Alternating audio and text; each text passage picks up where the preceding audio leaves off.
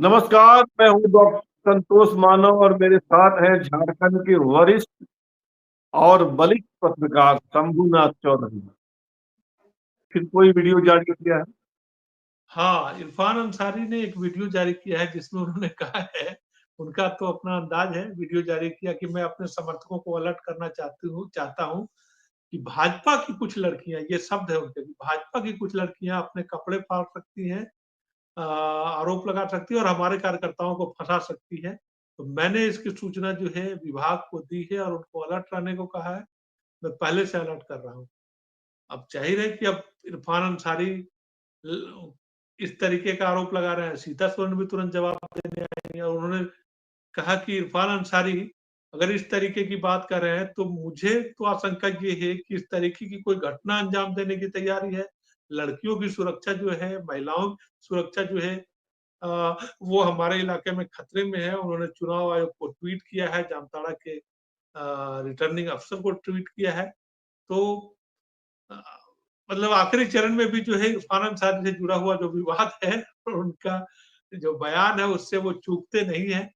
अ, इस तरीके की थोड़ी हँसी भी आई कि और जिस तरीके से उन्होंने वीडियो जारी किया, अगर आप वीडियो देखेंगे, वो ये कहते हुए दिखते हैं कि भाजपा की लड़कियाँ, अब वो बताइए कि भाजपा की लड़कियाँ बहरहाल उनका एक इसका क्या मतलब है? भाजपा की लड़कियां, इसका क्या मतलब है?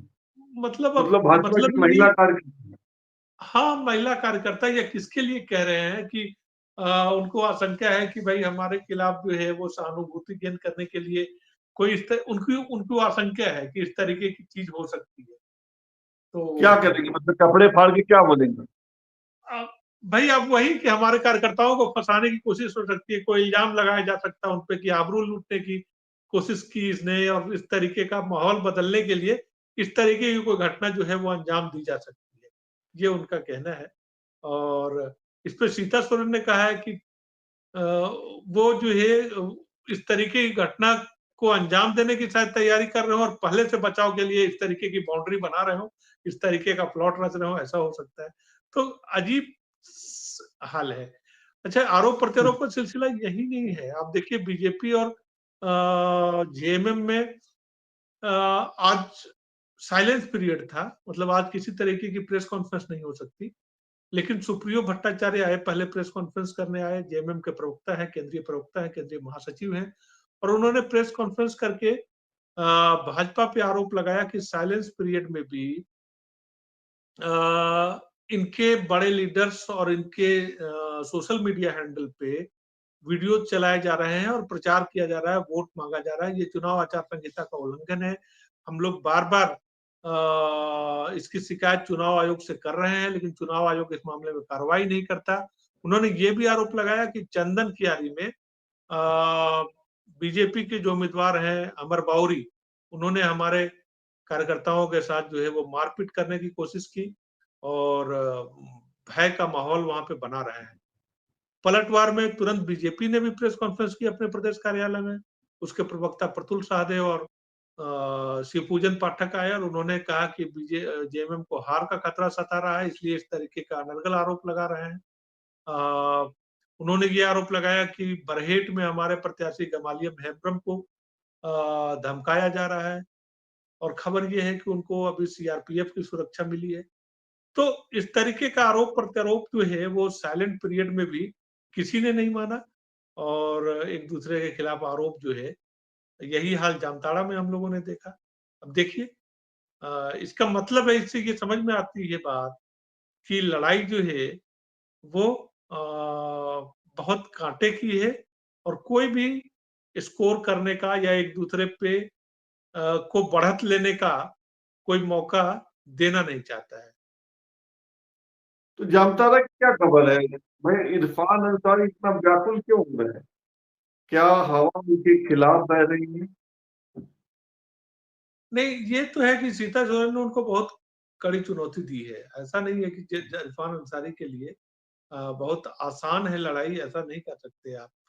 अ, खासतौर पे वो विवाद में आए तो इसका कुछ न कुछ तो जो सीता सोरेन के खिलाफ उन्होंने टिप्पणी की, तो इसका ये मामला जो है वो उनके खिलाफ तो गया ही, इसमें कोई एक मैसेज अगर चला गया और उससे प्रभावित होकर आदिवासी महिलाओं का, जो कि जेएमएम की वोटर हैं या कांग्रेस की वोटर हैं, अगर कुछ मतलब बहुसंख्यक आबादी रही है, तो अगर शिफ्ट हुआ वोट इधर, तो इरफान अंसारी मुश्किल में फंस सकते हैं।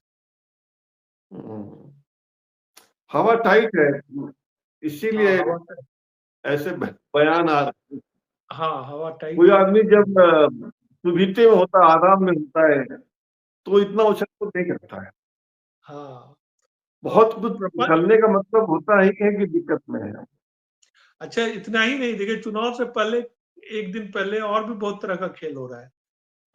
एक चिट्ठी वायरल हुई जिसमें विनोद पांडे, जेएमएम के महासचिव हैं, प्रवक्ता हैं, उनके हस्ताक्षर से एक लेटर जो है वो वायरल हुआ, जिसमें कहा गया है कि राजधनवार, जहां से बाबूलाल मरांडी लड़ रहे हैं, वहां उनके प्रत्याशी निजामुद्दीन अंसारी ने पत्रकार से दुर्व्यवहार किया, इसलिए उनको पार्टी से सस्पेंड कर दिया गया है। इस तरीके की चीज जो है एक चिट्ठी वायरल हुई। अब ये चिट्ठी जो है वो हेमंत सोरेन ने अपने ट्विटर पे पोस्ट की और इसे बताया कि ये बाबूलाल की करतूत है। और वो इस तरीके की अफवाह फैला रहे हैं, ये लोग जो है फर्जी चिट्ठी वायरल करके हमारे प्रत्याशी को नुकसान पहुंचाने, कितना गिरेंगे ये लोग।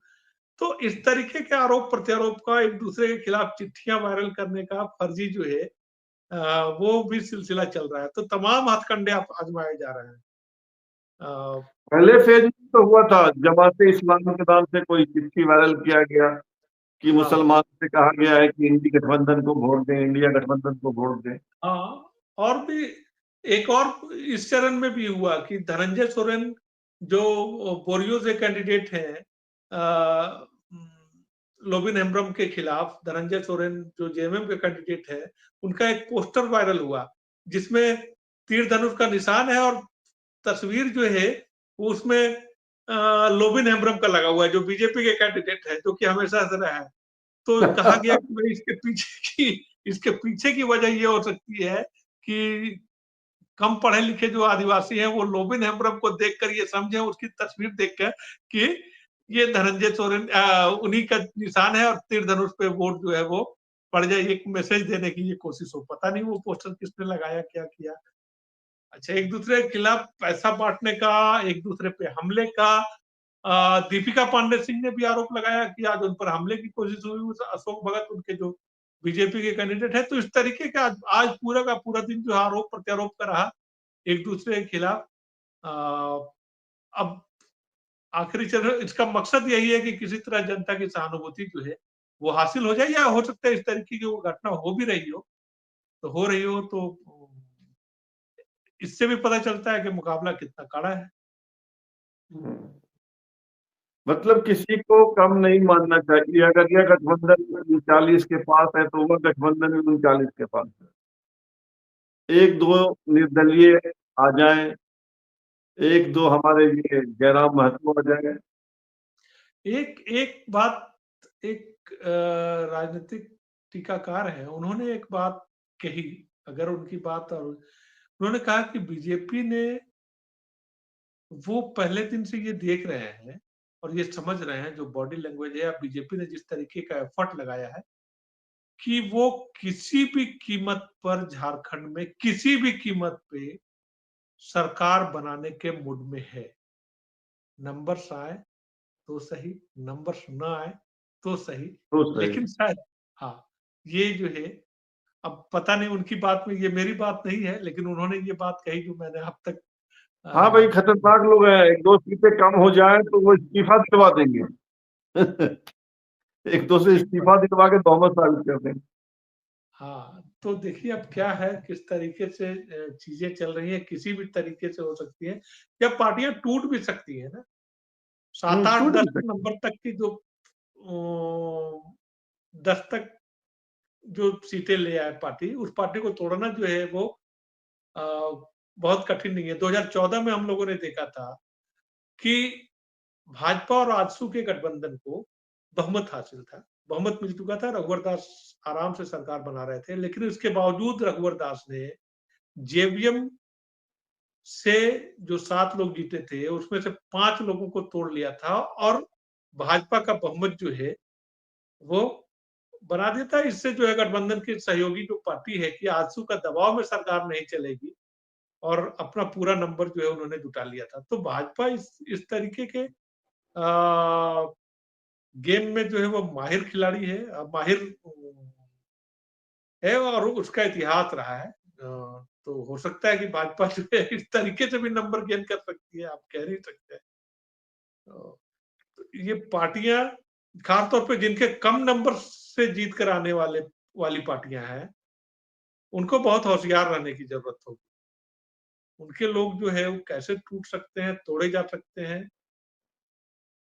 साम दाम दंड भेद तमाम तरीके की चीजें आजमाई जा सकती है। तो इधर से भी हो सकता है, मैं ये नहीं कहता कि इधर से नहीं हो सकता, क्योंकि इस चुनाव प्रक्रिया के दौरान आप देखेंगे कि हेमंत सोरेन ने भी अगर यहाँ से 2 लोग गए बीजेपी जेएमएम से 2 लोग गए बीजेपी में, तो हेमंत सोरेन ने भी उसी के कद के मुकाबले का आदमी जो है वो तुरंत तोड़कर वहां से लेकर ले आए। तो इस बार मामला जो है वो दो तरफा है। अच्छा, हेमंत सोरेन अभी सरकार में है, तो उस लिहाज से थोड़ी मजबूती है, थोड़ा पावर है अभी हाथ में, पूरा तंत्र उनके हाथ में है। तो आप हेमंत सोरेन को भी कमजोर मानकर मत चले। अगर इस तरीके की स्थिति होती है, क्या होगा ये कहना थोड़ा समय का इंतजार करना चाहिए। अभी बहुत जल्दबाजी होगी कहने की बात। चलिए बातचीत को देते हैं यहीं पर विराम और इंतजार करते हैं 23 नवंबर। धन्यवाद, बहुत बहुत धन्यवाद। तो ये थे झारखंड के वरिष्ठ पत्रकार शंभूनाथ चौधरी। शंभूनाथ चौधरी से हम आगे भी बात करेंगे। फिलहाल इतना ही और आपसे आग्रह है कि आप इस चैनल को सब्सक्राइब कीजिए, ज्वाइन कीजिए, लाइक शेयर और कमेंट कीजिए। शुभ रात्रि, शब्बा खैर।